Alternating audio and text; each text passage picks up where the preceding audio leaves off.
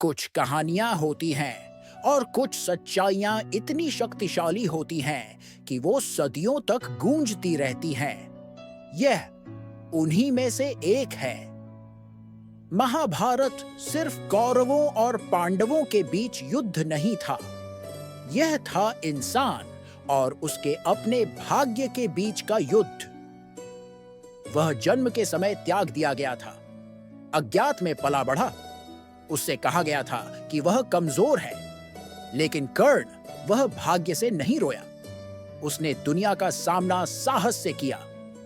मेरा भाग्य अस्वीकृति में लिखा था, पर मेरी उत्तरदायित्व आग में लिखा गया था।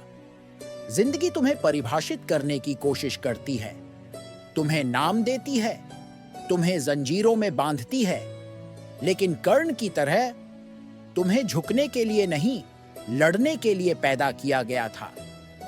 यहां तक कि सबसे बड़े योद्धा भी टूट जाते हैं, सबसे मजबूत दिल भी झिझकता है। अर्जुन, राजकुमार, धनुर्धर, नायक युद्ध भूमि पर रुक गया, नहीं क्योंकि वह कमजोर था, बल्कि क्योंकि वह मानव था। अपना कर्तव्य निभाओ अर्जुन, किसी इनाम के लिए नहीं, बल्कि इसलिए क्योंकि वह तुम्हारा है। जब तुम्हारा मन तूफान बन जाए, जब संदेह साहस से ज्यादा ऊंचा गूंजे, तो याद रखना, स्पष्टता अराजकता में पैदा होती है और कर्तव्य डर से बड़ा होता है। उसे अपमानित किया गया, उसके सामने राजाओं के बीच उसे तोड़ा गया, लेकिन तुम जानते हो क्या हुआ? वह उठ खड़ी हुई, सिर्फ एक रानी के रूप में नहीं, बल्कि एक तूफान बनकर। प्रत्याग के कारण नहीं, बल्कि स्वाभिमान के कारण। उसके पास सब कुछ हो सकता था, शक्ति, प्यार, एक राज्य, लेकिन भीष्म ने धर्म को इच्छाओं से ऊपर रखा और उसने अपनी पूरी जिंदगी एक वचन पर जी, क्योंकि उसका शब्द उसकी सुकून से ज्यादा महत्वपूर्ण था।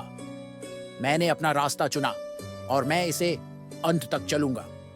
धर्म आसान नहीं होता, यह बलिदान मांगता है, लेकिन जब तुम सच्चे रहते हो, तुम अडिग हो जाते हो।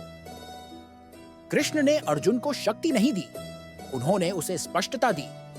तुम्हारे पास केवल कर्म करने का अधिकार है, परिणामों का नहीं।